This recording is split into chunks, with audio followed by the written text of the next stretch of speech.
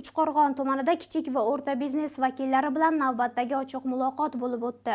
Unda soliq qo'mitasi raisi o'rinbosari ishtirok etib, tadbirkorlar faoliyatida uchrayotgan muammolar va takliflarni o'rgandi.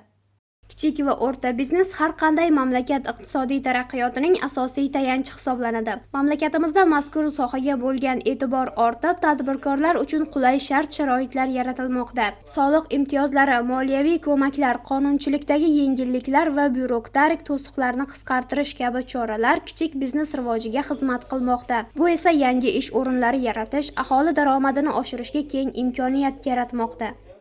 50 dan ortiq ish o'rnini yaratgan tadbirkorlik subyektlari. Uchqo'rg'on Uychi Norin tumani tadbirkorlari uchun tashkil etilgan muloqotda soliq qo'mitasi raisi o'rinbosari Ulug'bek Sadullayev ishtirok etib, kichik va o'rta biznes vakillari bilan suhbatlashdi. Tadbirda soliq qonunchiligidagi yangiliklar xususida so'z borib, tadbirkorlarni qo'llab-quvvatlash, imtiyoz va preferensiyalar haqida batafsil axborot berildi.